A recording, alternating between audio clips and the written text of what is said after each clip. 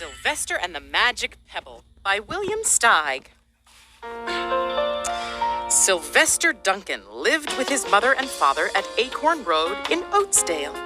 One of his hobbies was collecting pebbles of unusual shape and color. On a rainy Saturday during vacation, he found a quite extraordinary one. It was flaming red, shiny, and perfectly round. He began to shiver, probably from excitement, and the rain felt cold on his back. I wish it would stop raining, he said. To his great surprise, the rain stopped. It didn't stop gradually, as rains usually do. It ceased. It's magic, said Sylvester. I wish it would rain again. Nothing happened. I wish it would rain again, he said again. He guessed that the magic must be in the red pebble, where indeed it was. What a lucky day this is, thought Sylvester. From now on, I can have anything I want. He wished the sunshine back in the sky, and he started home, eager to amaze his father and mother with his magic pebble. He could hardly wait to see their faces.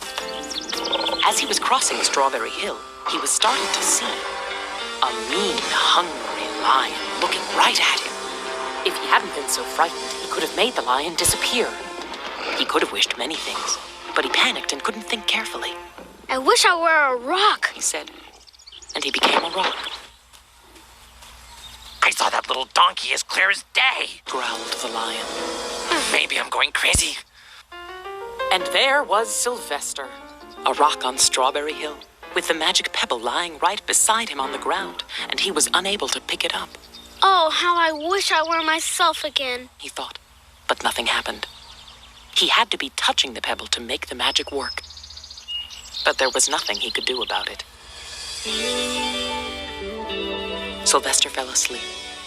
What else could he do? Meanwhile, back at home, Mr. and Mrs. Duncan paced the floor, frantic with worry.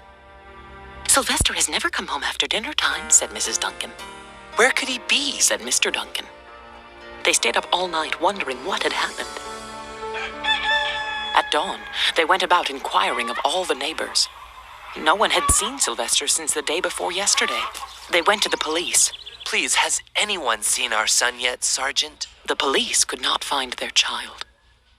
After a month of searching the same places over and over again, Mr. and Mrs. Duncan no longer knew what to do. They tried their best to be happy, but they were always reminded of Sylvester. They were miserable. The days grew colder.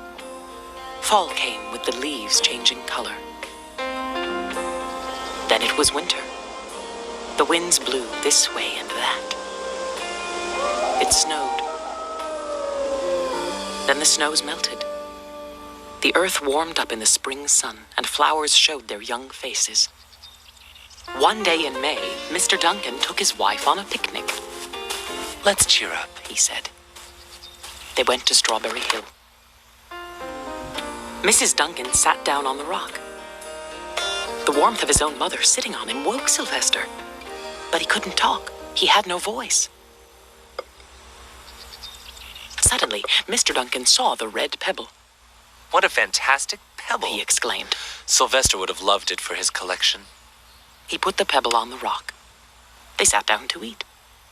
You know, Father, Mrs. Duncan said suddenly, I have the strangest feeling that our dear Sylvester is still alive and not far away.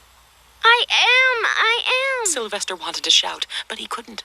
If only he had realized that the pebble resting on his back was the magic pebble. Oh, how I wish he were here with us, said Mrs. Duncan. I wish I were myself again. I wish I were my real self again, thought Sylvester. And in less than an instant, he was. You can imagine the scene that followed. When they had eventually calmed down a bit and had gotten home, Mr. Duncan put the magic pebble in an iron safe. Someday they might want to use it.